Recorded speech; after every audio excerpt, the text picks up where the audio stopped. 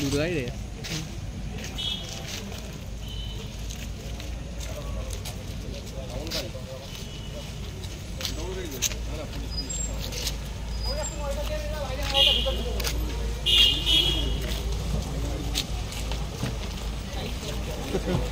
চলো একটু ছেড়ে যাও তুমি চলো চলো চলো চলো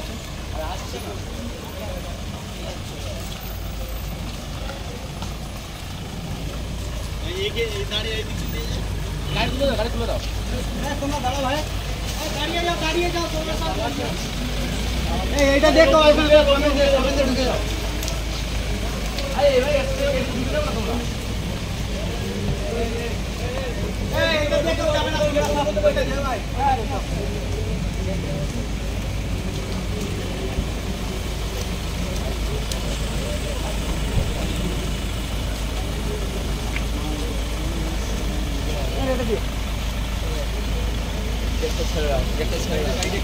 चलो भाई चलो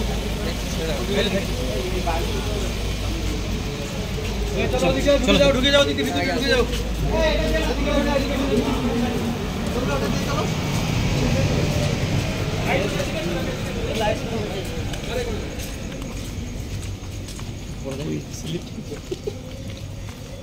খাওয়া দাওয়া ছিল হ্যাঁ ছিল কি খাওয়ালো পুরো ফ্রাইড রাইস আলুর দম হয়েছিল না ফ্রাইড রাইস আলুর দম ফ্রাইড রাইস আলুর দম হয়েছে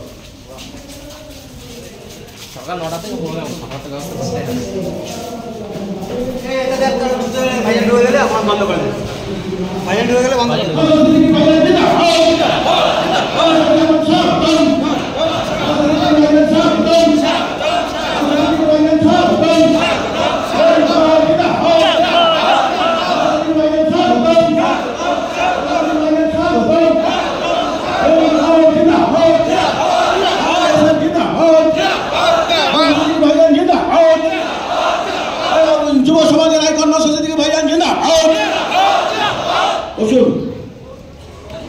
আমি কি আপনাদের কথা দিয়েছিলাম সম্মেলন আমি শেষ করব ভাইজান ঢুকবে কি আমরা সকাল 10টা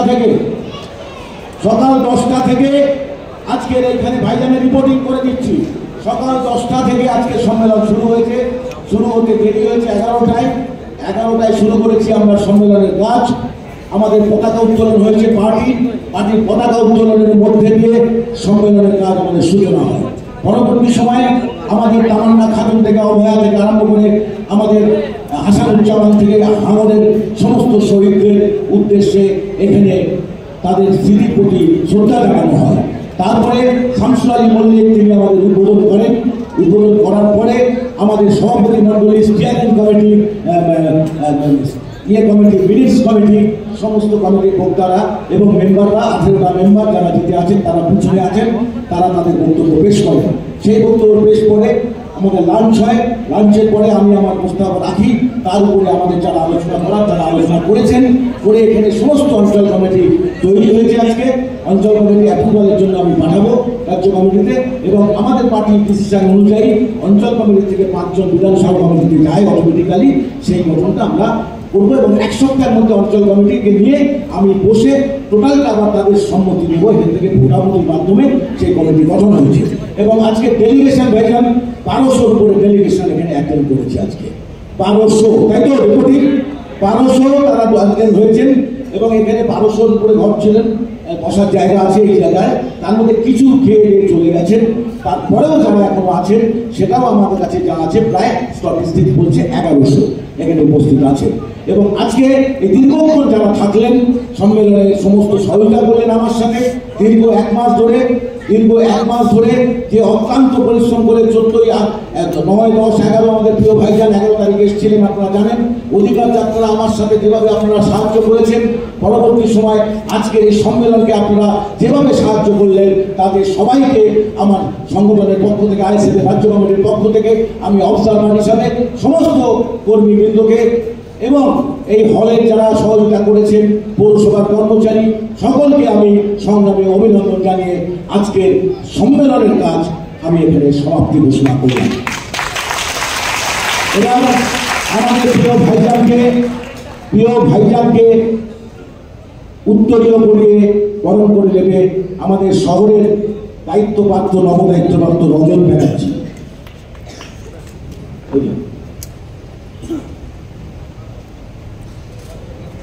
ওইখানে কারা দাঁড়িয়ে আছে উপরে পাঠিয়ে দাও, ওরা দাঁড়িয়ে থাকে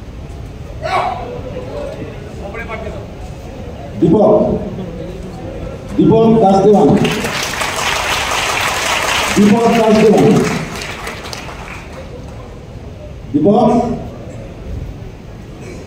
দীপক দাস দেওয়ান, সোমনাথ বাগ কোথায়?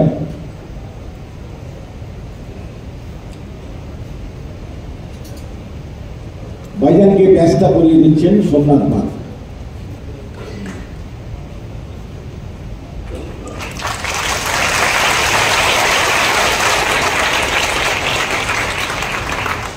পুত্র উপহার তুলে দিচ্ছেন দীপক দাস দেওয়ান, পৌর অঞ্চলের একনিষ্ঠ কর্মী, নবদায়িত্বপ্রাপ্ত। ক্ষুদ্র একটা উপহার ভাইজানকে আমরা তুলে দেবো। কি আর দেবো ভাইজানকে? আমরা রক্ত নাই দেবো, তাই তো? রক্ত দেবো তো ভাইজানের জন্য প্রয়োজনে? কি করে আসতে গেল? ঠিক আছে, এবার সম্মেলনের আমি পরিচালনা করেছি, অবজারভার শেষ হয়েছে। এবার ভাইজান তার মূল্যবান বক্তব্য আপনাদের সামনে রাখবেন।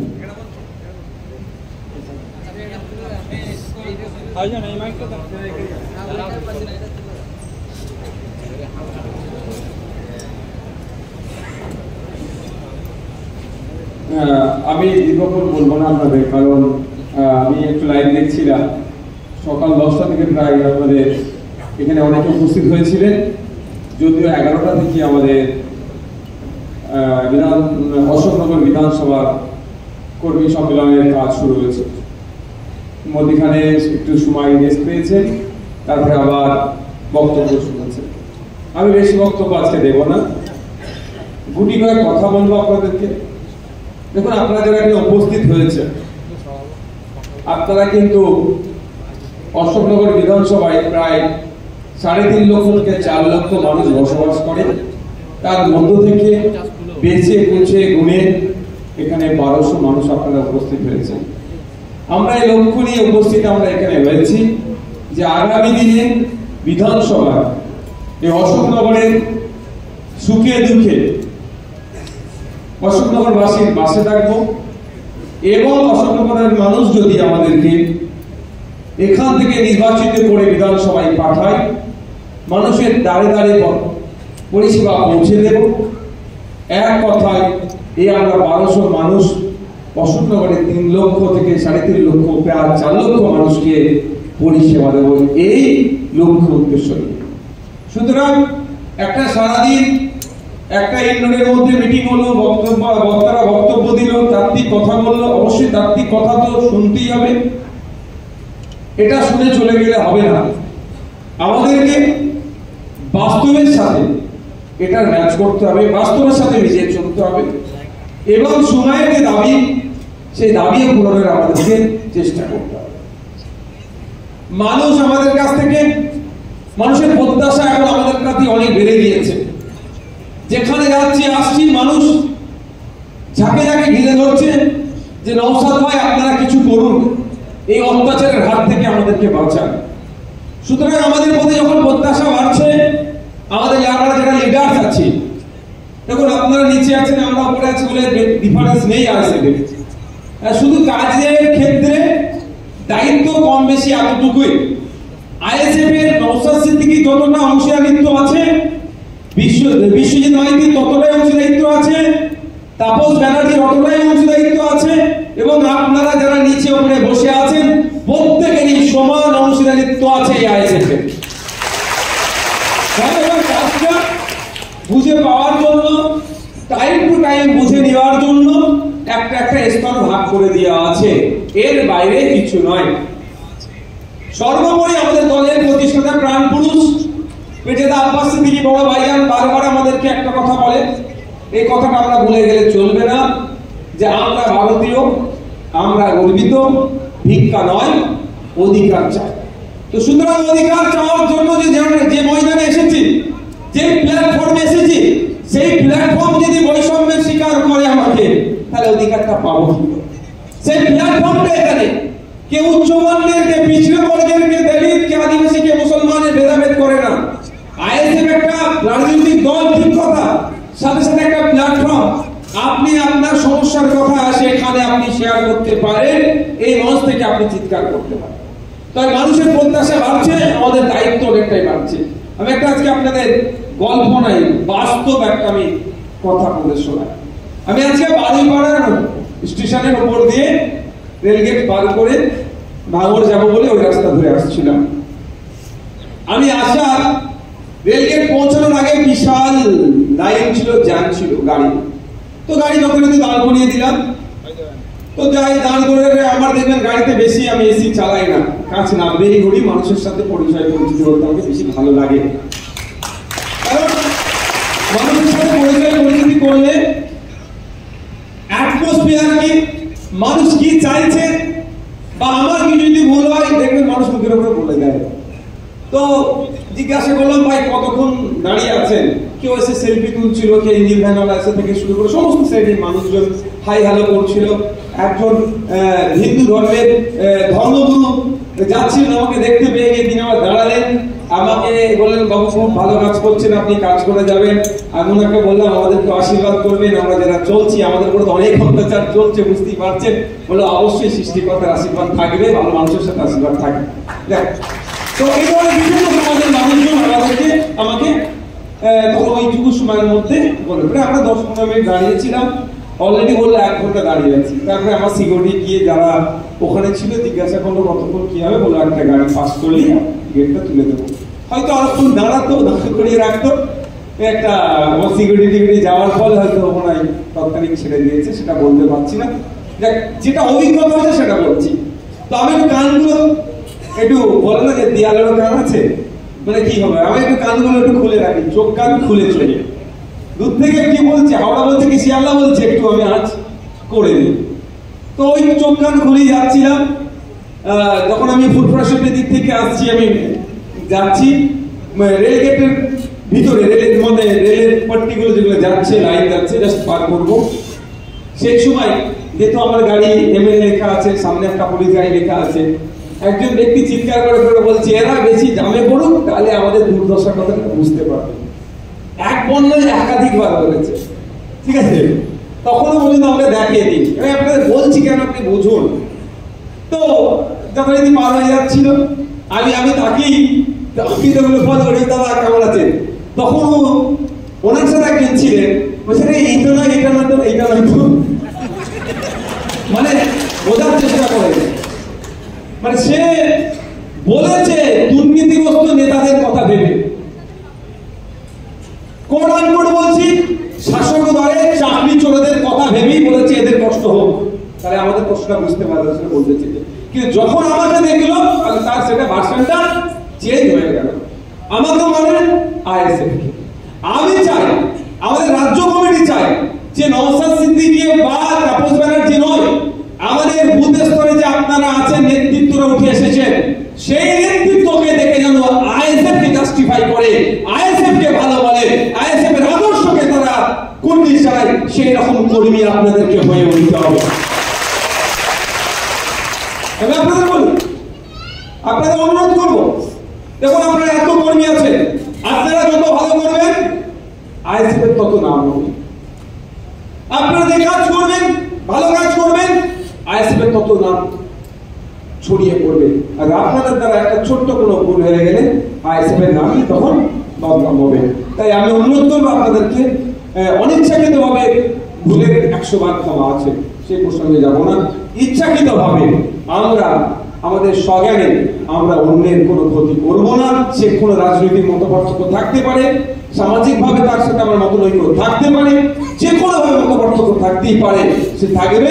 কিন্তু আমরা আমাদের যে ডিউটি, সমাজ ব্যবস্থা পরিবর্তনের ডিউটি, এই গতির যে সমাজ ব্যবস্থা চলছে, এই সমাজ ব্যবস্থা নয়।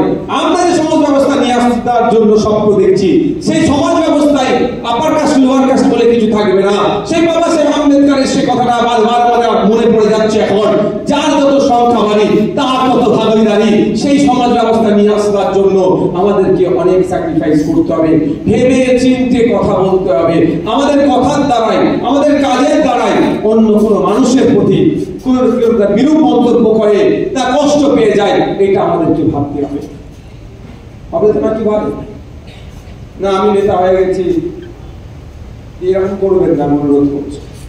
কারণ আপনারা জানেন, এই যারা বিশেষ করে যারা ছেলেরা আছে, আপনারা গ্রামে দেখবেন আপনাদেরকে এখন অনেকজন ভাইজান বলে রাখে, এই আব্বাস সিদ্দিকী যাচ্ছে, এরকম বলে না?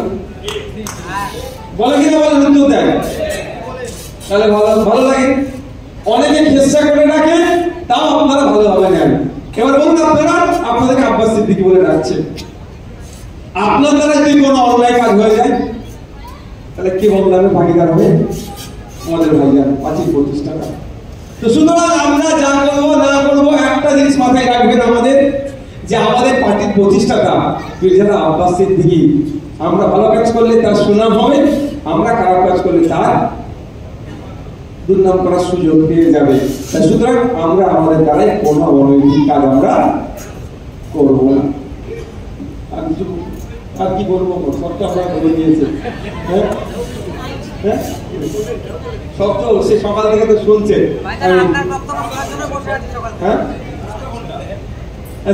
যারা মায়েরা আছেন, আমি বলবো একটা কথা, মেয়ের মহিলাদের ইতিহাস, আমরা মহিলাদের স্বাধীনতা সংগ্রাম থেকে শুরু করে কোন সভ্যতাকে এগিয়ে নিয়ে যাওয়ার ক্ষেত্রে মহিলারা কোনো অংশে পিছিয়ে নয়। আমি মনে করি পুরুষদের সাথে সাথে মহিলারাও সমান কন্ট্রিবিউশন দেয় একটা সমাজকে এগিয়ে নিয়ে যেতে। দুর্ভাগ্য, আমরা অনেক ক্ষেত্রে মহিলাদেরকে রেকগনাইজ করি না বা করার চেষ্টা করি না, এটা চরম অন্যায়। তাই মায়েদের বলবো, আমরা আইসে আরো বেশি শক্তিশালী হবে আপনারা যদি দায়িত্ব নেন। আমরা কিন্তু কারোর বাড়ির ভিতরে আমরা প্রবেশ করতে পারবো না, অনুমতি সে যতক্ষণ অনুমতি দিচ্ছে তার বাড়িতে পৌঁছাতে পারছি না, কিন্তু আপনারা মহিলারা যদি চান বাড়িতে বাড়িতে পৌঁছে যেতে পারবেন। সদস্য তৈরি করার ক্ষেত্রে পুরুষের ক্ষেত্রে থেকেও মহিলারা আমি মনে করি কোনো অংশে পিছিয়ে থাকবে না। তাই আজকে এখানে আসছেন, এই আমাদের সম্মেলন থেকে আপনাদেরকে আমি একটা দায়িত্ব দিচ্ছি, কম করে একটা মহিলা আপনাদের বুথে 10 থেকে 20 জন মহিলাকে আপনারা মেম্বারশিপ করাবেন। আচ্ছা, এখানে তো আমাদের যত যেটা মেম্বার আছে তার 80% তো আমরা মহিলা দিয়ে, আপনাদেরকেও মানুষকে পরিষেবা দিতে হবে, মানুষের কাছে পৌঁছাতে হবে। আমরা সবসময় চাই ওই বৈষম্য রাখবো না। সংবিধানের আর্টিকেল 15-এ বলা হচ্ছে ধর্মের কারণে, জাতির কারণে, বর্ণের কারণে এবং লিঙ্গের কারণে এবং সাথে সাথে জন্মস্থানে কে কোথায় জন্মগ্রহণ করেছে, ভারতবর্ষের কোন প্রান্তে, সেটাকে সামনে রেখে বৈষম্য করা যাবে না। তাই স্বাধীনতা সংগ্রাম থেকে শুরু করে আজও দেখবেন যে সমস্ত কাজগুলো হচ্ছে, সেই কাজের ক্ষেত্রে পুরুষদের কন্ট্রিবিউশনের সাথে সাথে আমার মায়েদের কন্ট্রিবিউশন কিন্তু কোনো অংশে কম নয়। তার জ্বলন্ত উদাহরণ পাকিস্তানের সন্ত্রাসবাদীরা যখন আমাদের দেশে ঢুকে আমাদের দেশের 26 জন নিরীহ নাগরিককে শহীদ করে গেল এবং একজন আর্মি মানুষকে শহীদ করে গেল সন্ত্রাসবাদীরা, তার জবাব যখন আমার দেশ দিয়েছিল, জবাবের একাধিক মূল কাণ্ডারি ছিল, কিন্তু যে দুজনকে আমরা দেখতে পেয়েছি, একজন ভূমিকা সিং আর কর্নেল সোফিয়া কুরেশি, তারাও কিন্তু আমার মা, আমার বোন আপনাদের থেকে উঠে আসছে। সুতরাং তারাও সব পারে, তারাও পারবে, আমার অশোকনগরের মা বোনেরা পারবে। আশা করব অশোকনগরের মানুষকে যারা 2021 সালে আমাদেরকে ঠিকঠাক বুঝে উঠতে পারেনি, স্বল্প সময় ছিল, বাইনারি পলিটিক্স ছিল, একদিকে বিজেপি চলে আসছে, এই গল্প হচ্ছিল সিএনআরসি করে তাড়িয়ে দেবে একদিকে গল্প, আর উল্টো দিকে আইএসএফ নাকি মুসলমানদের দল, এই বলে আমাদের সম্পর্কে বাজে ধারণা তৈরি করেছিল। তাই আমাদের এই বাজে ধারণাটা আমরা 4 বছর 4.5 বছরে আমরা যে পার্টিটাকে এগিয়ে নিয়ে যাচ্ছি, আমরা কিন্তু এই ধারণাটা আজকের দিনে ভেঙে দিতে পেরেছি আপনাদেরকে সাথে নিয়ে। কারণ আমাদের এই একটা মঞ্চ, যেটা বোরকা পরে এসে তার অধিকার নিয়ে হিজাব পরে বোরকা পরে যেমন পার্টি করার পূর্ণ স্বাধীনতা আইএসএফ দিয়েছে, ঠিক একইভাবে শাখা সিঁদুর করে আইএসএফ এর ছায়াতলা থেকে একসাথে পার্টি করার স্বাধীনতা আইএসএফ তাদের দিয়েছে। অন্যান্য রাজনৈতিক দলে দেখবেন মাইনরিটি সেল আলাদা, এসটি এসসি সেল আলাদা, মানে এখানে না ব্রাহ্মণ্যবাদী চিন্তা ভাবনা নিয়ে চলানো। আপনাদের এই মাথায় রাখবেন, ব্রাহ্মণ আর ব্রাহ্মণ্যবাদী চিন্তা ভাবনা দুটো কিন্তু আলাদা। ব্রাহ্মণ্যবাদী চিন্তা ভাবনাতে আমিত্ব, আমি সরকার, সর্বের সরকার, বাকি সবাই, এই চিন্তা ভাবনা। তো দেখবেন যে অন্যান্য অনেক রাজনৈতিক দল, প্রতিষ্ঠিত রাজনৈতিক দল আছে, তাদের দলের মধ্যে এসটি এসসি সেল আলাদা, মানে তুমি স্টেপ পিছিয়ে আছো মেনস্ট্রিম পলিটিক্স থেকে। এবং মাইনরিটি সেল, সংখ্যালঘু দপ্তর, এই সংখ্যালঘু সেল দেখবেন পাড়ায় পাড়ায় সংখ্যালঘু সেলের নেতারা বেশি রাজনীতি করে, ওদের কোনো ফাংশন নেই, সব থেকে বেশি রাজনীতি করে।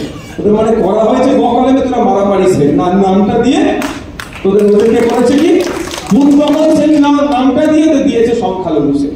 ওদেরকে দিয়ে যত রকম ইচ্ছা অনৈতিক কাজ করাবে, আর কাজ ঘুরিয়ে গেলে ওদেরকে সাইড লাইনে বসে রাখবে। কিন্তু আইএসএফের মধ্যে না মাইনরিটি সেল আছে, না মেজরিটি সেল আছে, না এসটি সেল, না ওবিসি সেল, না অন্য কোনো সেল। এই ধরনের আমরা সেল রাখি। কাজের ব্যাপ্তির জন্য আমরা, কাজের দ্রুততার জন্য আমরা শিক্ষা বিষয়ে আলাদা করে শিক্ষা বন্ধু তৈরি করেছি। স্বাস্থ্য বিষয়ে সমস্যা যাতে দ্রুত সমাধান করতে পারি, স্বাস্থ্য বন্ধু হিসেবে আমরা শাখা তৈরি করেছি। আমরা শ্রমিক ভাইদের সমস্যা দ্রুত দূরীকরণের জন্য, শ্রমিক বন্ধুদের জন্য শ্রমিক শাখা করেছি। কিন্তু আমরা নিজেদের মধ্যে এই বৈষম্য না হয়ে যায়, এসটি এসসি মাইনরিটি সেল বলে কোন সেল আমাদের পার্টিতে রাখেনি। এটা অন্যান্য পার্টির মাথা ব্যথা হয়ে দাঁড়িয়েছে। তো হ্যাঁ, অবশ্যই জাত ধর্ম বিভাজন আমরা করি না, করতে দেব না। আমাদের অবস্থান একদম স্পষ্ট। আন্তর্জাতিক স্তর বলুন, জাতীয় স্তর বলুন, রাজ্য স্তর বলুন, আমাদের অবস্থান একদম স্পষ্ট। যখন ইউক্রেনের উপরে রাশিয়া আক্রমণ করেছে, আমরা রাশিয়ার বিরুদ্ধে গিয়েছি। ইউক্রেনের অত্যাচারের শিকার যারা হয়েছে তাদের পাশে দাঁড়িয়েছি। যখন ইসরায়েল প্যালেস্টাইনের উপরে আক্রমণ চালিয়েছে, আমরা অত্যাচারের শিকার হয়েছে প্যালেস্টাইন, আমরা প্যালেস্টাইনের পক্ষে নিয়েছি, আমরা ইসরায়েলের বিরোধিতা করেছি। যখন বাংলাদেশে সংখ্যালঘুদের উপরে এই সরকার পরিবর্তনের পরে যে অত্যাচার দমন এসেছিল, আমরাই পশ্চিম বাংলার পার্টি, একমাত্র পার্টি সর্বপ্রথম আমরা রাস্তায় নেমেছিলাম। ডেপুটি হাই কমিশনারকে আমরা ঘেরাও করেছিলাম। আমাদের তারা ডেপুটেশন নিতে চাইছিল না, কিন্তু আমরা ঘেরাও করে ডেপুটেশন দিয়েছি এবং বাংলাদেশের সংখ্যালঘু হিন্দুদের উপরে অত্যাচার বন্ধের জন্য দাবি আমরা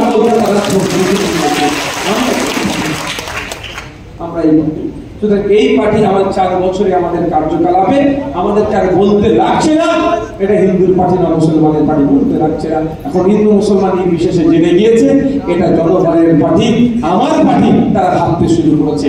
শুধু আপনাদের কি করতে হবে? ফুল বাগানে ভর্তি হয়েছে, এই ফুলটাকে মালাতে পরিণত করতে হবে। আছে ফুলটা ছড়িয়ে ছিটিয়ে আছে, আপনারা কি করবেন? সেটাকে গামছার দায়িত্বটা নিতে হবে। গামছায় বলে তুমি কি করবে? মালা পরাতে, মালাতে ফুল গামছায় বলবে, ওই তো সুতো দিয়ে গাঁথতে হবে।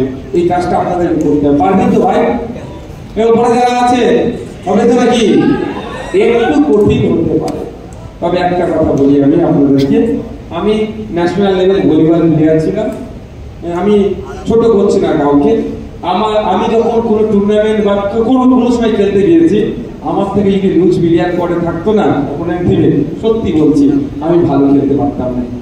বিশ্বাস করুন, হয়তো জিততাম, বেশিরভাগ সময় জিতেছি, কিন্তু আমার পারফরমেন্স খুব একটা ভালো হতো না। আর যখন আমার এগেনস্টে আমার থেকেও ভালো প্লেয়ার থাকতো, তখন আমাকে ধরে কেউ রাখতে পারতো না।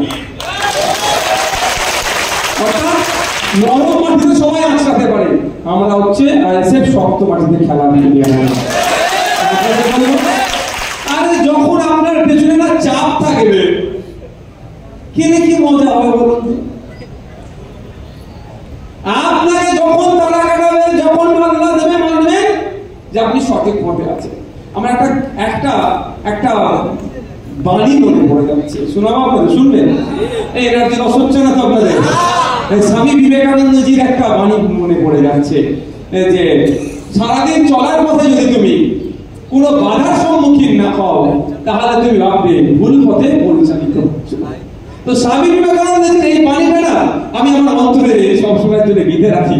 যখন এর দমন পীড়ন আসে, মিথ্যা মামলা আসে, অনৈতিকভাবে গালাগালাজ করে আমার পরিবার পরিজনকে ছাড়ে না, ওই কথাটা আমার মনে লাগে, কেন আমি মনে করি স্বামী বিবেকানন্দজি সর্বকালের অন্যতম শ্রেষ্ঠ মানুষগুলো যেগুলো আছে, যেগুলো সমাজের জন্য যারা ভাবেন, তাদের মধ্যে থেকে তাকে বাইরে রাখা যাবে না। অন্যতম একজন তিনি শ্রেষ্ঠ মানুষ, যিনি বলেছিলেন কি মুসলিম আমার ভাই, চাঙ্গাল আমার ভাই, সবাইকে তিনি ভাই বলে সম্বোধন করেছিলেন। যেভাবে আমরা হযরত মুহাম্মদ সাল্লাল্লাহু আলাইহি ওয়াসাল্লামের কাছ থেকে শিক্ষা পেয়েছি কি উচ্চ বর্ণ পিছিয়ে বর্গের দলিত আদিবাসী হিন্দু মুসলমান কেউ নয়, ক্ষুধার্ত তোমার হাতে খাবার আছে, খাবার তুমি তুলে দাও, ওখানে হিন্দু মুসলমানের মধ্যে ভেদাভেদ করো, চর্চা করতেই হবে। তাই যখন পাহাড় সম চাপও মাথায় এসে যায়, তখন ওই সমস্ত কথাগুলো মনে পড়ে। কি কথা? যে যখন আমার উপরে যখন আক্রমণ আসছে, নিশ্চিতভাবে নওশাদ সিদ্দিক সাহেব সঠিক পথেই আছে। আপনাদের কি লোড নিতে হবে, লোড নিতে হবে আপনাদের। আর এটাও আপনাদের বলছি, যে যতটা লোড নিতে পারে, পারার ক্যাপাসিটি আছে, সৃষ্টিকর্তা থেকে ততটাই দেয়, তার থেকে একটু বেশি দেয় না। আমি আপনার ঘরে যাবেন, গুগল করবেন, স্কলারদেরকে জিজ্ঞাসা করবেন, আমি কথাগুলো বলছি, যার যে ক্যাপাসিটি আছে লোড নেওয়ার, তাকে সেটাই দেয়, তার বাইরে দেয় না। আমি আপনাদের বলবো, লোড নিতে হবে, কাজ করতে হবে, সমাজের জন্য কাজ করতে হবে। এই কাজ করতে গিয়ে আপনাদের প্রয়োজনে পিঠও পেতে দিতে হবে, পারবেন তো না? কিন্তু আমরা কেউ যদি মানুষকে কামড়ে নেয়, তা আমরা তাকে কামড়াবো, আমরাই আচরণ করবো না। কারণ আমরা সমাজ ব্যবস্থা পরিবর্তন করতে এসেছি। সমাজ ব্যবস্থা পরিবর্তন করতে গেলে দুটো সমালোচনা শুনতে হবে। সমালোচনা যখন হজম করে নিচ্ছেন, মিথ্যা মামলা হবে, মিথ্যা মামলা সহ্য করে নিচ্ছেন, জেল দেবে, জেল সহ্য করে নিচ্ছেন, শারীরিক আক্রমণ করবে, সেটা আপনি সহ্য করে নেন, সমাজ ব্যবস্থা পরিবর্তন হতে বাধ্য বাধ্য বাধ্য। আমার ভালো লাগে, আমি আমার কথা বলছি, আমাকে ভালো লাগে। যখন প্রথম নির্বাচনে জিতে এসেছিলাম, তখন আমি কি করবো দিশা খুঁজে পাচ্ছিলাম না। কিন্তু আমার বড় ভাইদের আমাকে একটা কথা বলেছিলেন, ধৈর্য ধরে চলো, ভালো দিন আসছে। আর আজকের দিনে দাঁড়িয়ে এসে আমি বড় ভাইজানের সম্মানের সঙ্গে বড় ভাইজানের কথাটাই বাস্তবে দেখতে পাচ্ছি। এমন কোনো জায়গা নাই যেখানে গেলে নওশাদ ভাইকে চিনতে পারতাম। ঠিক আছে, তো আমাদেরকে টেস্ট খেলতে হবে, মাথায় এখন থাকতে হবে। কি বললাম? টেস্ট। যদি আমার টি-20 সময় চলে এসেছে, তারপরে বলছি টেস্ট খেলতে হবে। ক্রিজের টিকে থাকলে টেস্টে হয়তোতে রান দিয়ে দেবে। তো আপনি ক্রিজের টিকে থাকবেন, ওরা দুর্নীতি চুরি অন্যায় করবে, আপনার ভোট এমনি বাড়তে থাকবে। আপনাকে কিন্তু ব্যাগটা নিয়ে টিকে থাকতে হবে। হবে তো ভাই? না লোকের কাছে আত্মসমর্পণ করবেন? লোকটা হচ্ছে 5 বছরের জন্য, ম্যাক্সিমাম 5 ইয়ার্স। তারপরে কিন্তু ওই 5 বছরে 5 বছরের জন্য লোক, 5 বছরের পরে আপনাকে আর কেউ খুঁজে পাবে না। আপনাকে আজকে গল্প শোনাবে, আমি আপনাদের বলি, গল্প শোনাবে, সবাইকে বলছি যে তুই চলাই এত বড় পদ দেব, কিন্তু খোঁজ নিয়ে দেখুন তার পদটাই ইনসিকিউর, সে তার পদটাই ইনসিকিউর, সে তার পদে থাকবে না হাতছাড়া হয়ে যাবে, সে ঠিক করতে পারছে না। বা চলে যাওয়ার পরে পদ দিল, 5 বছর পরে সে আপনাকে আর খুঁজে পাবেন না। আর না হলে দুচ্ছাই হবে আপনাকে, বাড়ির কুকুরের যা সম্মান, তার থেকেও খারাপ সম্মান এখন বললে খারাপ হয়ে যাবে। রাজ্যের কয়েকটি মন্ত্রী হয়েছে, তার থেকে খারাপ হচ্ছে। বলছি খারাপ নেবেন না, ভালোবাসা নেবেন না, আমার বাচ্চাটাকে খারাপ ভাবে নেবেন না। অপরাধটা কি ছিল? সংখ্যালঘু মহিলাদের লক্ষ্মীর ভান্ডার, তারাও আর্থিকভাবে দুর্বল, 500 থেকে 1000 টাকা করা হোক।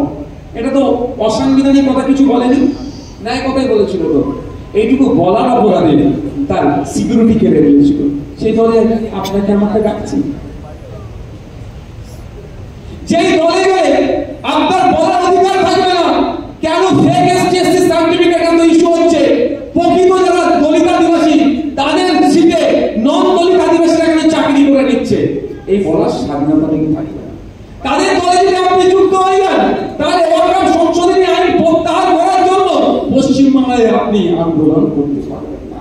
তাদের দলে যদি যুক্ত হয়ে যান, আপনার আমার বাড়ি নেবে তিলোত্তমাকে যেভাবে খুন করে প্রমাণ লোপাট করলো, এর বিরুদ্ধে আপনি কথা বলতে পারবেন না। জেলদাই মরে গেলেন তো ভাই, কথা বলার স্বাধীনতা যদি না থাকে, আপনি এত বড় সাম্রাজ্য করবেন। তো আমাকে ভেরি রিসেন্ট অনেকে অনেক মাথা খাচ্ছে, অনেকে অনেক মাথা খাচ্ছে মানে খারাপ হবে দেবেন না, আমার বলছে তুমি চলে আসো হ্যান ত্যান হ্যান ত্যান, অনেকবার বোঝানোর চেষ্টা করছে। আমি বলেছি দেখুন ভাই, যেদিনকে মিডিয়াতে বলেছি অনেকে চট ফাট মানে অসুবিধা হচ্ছে, আমি তাদেরকে বলেছি ভাই আমি গেলে আপনি কি দেবেন, আমি পাকা মেরে বলেছি ওই কথা বলুন। আমি শোনেন একটা কথা, আমার বাড়িতে দিনে বছরে কোটি টাকার কাঠ কুড়াই হবে, চাল ডাল আলাদা, সবজি ফবজি আলাদা, সুতরাং আপনি আমাকে টাকা দিয়ে কিনতে পারবেন না, প্রথম কথা। দ্বিতীয় কথা হচ্ছে এই যে আমি 294 মধ্যে একজন আইনসভার সদস্য, কিন্তু আমি শাখাপালা নিয়ে পড়ে যখন পরীক্ষা কেন্দ্রে ঢুকতে দেয়নি তার বিরুদ্ধে বলার স্বাধীনতা আমার আছে। বোরখা পরে হিজাব পরে পরীক্ষা কেন্দ্রে ঢুকতে গিয়েছিল, ঢুকতে দেয়নি, আটকেছে, তার বিরুদ্ধে বলছি আমি নির্দ্বিধায়, আমাকে কেউ আটকাচ্ছে না, এই বলার স্বাধীনতা আমাকে দেবেন তো? অর্থাৎ অন্যায়ের বিরুদ্ধে বলার স্বাধীনতাটুকু দেবেন তো? তখন পাশে আর একটা তৃণমূলের বিধায়ক ছিল, সে বলে উঠলো নওশাদ ভাই একদম আসবেন না, আপনি চালিয়ে যান। বিধানসভার লবি কথা বলছি আমি, সে দাঁড়িয়ে পড়ে উঠে বলে নওশাদ ভাই আপনি ঠিক পয়েন্ট ধরেছেন, একদম আসবেন না, আমাদের ছেড়ে যাওয়ার জায়গা নয়, ছেড়ে দিতে পারছি না। তাই আপনাদের বলবো দূর থেকে না অনেক চকচক করে নদীর এপার ভাবে ওপারের মানুষ অনেক সুখে আছে, ওপার ভাবে এপারের মানুষ অনেক সুখে আছে। আমি একটা কথা বলতে পারি, আমরা কতটা দুঃখী আছে তা বলতে পারছি না, বা কতটা সুখী আছে তাই বলতে মাপার যন্ত্র আমার কাছে নাই, শুধু মাপার যন্ত্র। একটা কথা আমি জোর গলায় বলতে পারি, আইএসএফ রাস্তা দিয়ে বার হবে আর শাসক তৃণমূল কংগ্রেস রাস্তা দিয়ে বার হবে। ওকে দেখলে যদি প্রকাশ্যে চোর বলার ক্ষমতা থাকে, প্রকাশ্যে চোর বলবেই বলবে, অন্যথায় মনে মনে বলবে এটা চোরটা যাচ্ছে। আর আইএসএফ এর লোক গেলে বাবু কেমন আছো, বৌদি কেমন আছো, দিদি কেমন আছো, অন্তত কথা এটাই মনের থেকে মনে কি আছে ভাই? আপনি 1000 কোটি টাকার মালিক, লোক আপনাকে চোর বলছে, প্রত্যেকে আমার পুরে ঘর, আমাকে লোক স্বচ্ছ বলছে। আমি মনে করি আমার সেই বাবুই পাখির গল্পটা জানেন তো নাকি, আমার ওই বইটাই যথেষ্ট, আমাকে পিছন দিকে টেনে সরিয়ে দেবে। এতে আমি সামনে দাঁড়িয়ে লোককে সাথে নিয়ে অন্যায়ের বিরুদ্ধে লড়াই করব। আমরা আপনাদের যত সাথ পাবো তত বেশি ক্ষমতা ধরতে পারবো, ধরে তত বেশি শাসকের অন্যায়ের বিরুদ্ধে কথা বলবো। আর আমাদেরকে শপথ নিয়ে যেতে হবে আজকে এখান থেকে 2026-এ অশোকনগর বিধানসভাকে আমরা ইন্ডিয়ান সেকুলার ফ্রন্টের পক্ষ থেকে মনোনীত প্রার্থীকে জিতিয়ে অশোকনগর বিধানসভায় জনগণের জনপ্রতিনিধিকে বিধানসভার মধ্যে পাঠাবো। যে জনপ্রতিনিধি একবারের জন্য বলবে না তুমি কি আমাকে ভোটটা দিয়েছিলে যে তোমার আমি কাজ করবো কি করবো না, যে জনপ্রতিনিধি কোনো অন্যায়মূলক কাজ করবে না, জনগণের জনপ্রতিনিধি হবে। ভোটের সময় কি আমার বিরুদ্ধে বলেছে কি আমার পক্ষ নিতে সেটা বড় কথা নয়। আমি নির্বাচিত জনপ্রতিনিধি, মানুষের ভোটে নির্বাচিত হয়েছি।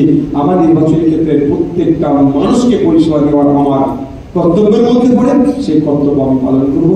এই জনপ্রতিনিধিকে আমার পাঠাবো। প্রস্তুত আছেন নাকি ভাই? তার দায়িত্বটা কাজে নিতে হবে, আপনাদেরকে নিতে হবে। বক্তব্য শেষ করবো, আপনারা আপনাদের মোবাইল একটু ফ্ল্যাশ লাইট অন করুন, ভালো লাগবে আজকে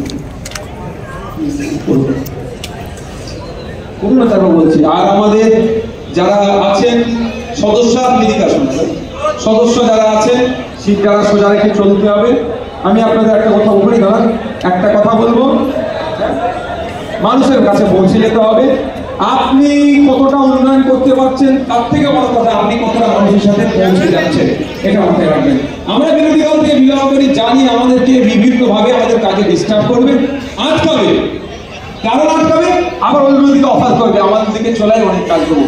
কিন্তু আমি আপনাদের বলবো, জনগণের ভোটে আপনারা নির্বাচিত হয়েছে, ব্যালট বাক্স চুরি করে বা কোনো কেন্দ্র থেকে বার করে টেনে এসে বার করে আপনারা সার্টিফিকেট পাননি। জনগণই গণতন্ত্রের শেষ কথা বলে। আজকে এরা ক্ষমতা দেখিয়ে আপনাকে আপনার কাজ হয়তো আটকে রাখছে, মনে করবেন যারা আটকাচ্ছে তারা সংবিধানের গণ্ডির মধ্যে থেকে কাজ করছে না, সংবিধান বহির্ভূত কাজ করছে। যারা দ্বিতীয় বার্ষিকী প্রথম সম্মেলন সফলের জন্য সবাইকে জানাই সংগ্রামী অভিনন্দন।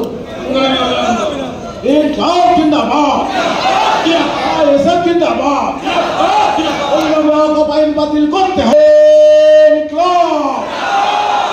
অবিলম্বে স্প্রিং মিল্কের টেক্সটাইল আউট করতে হবে।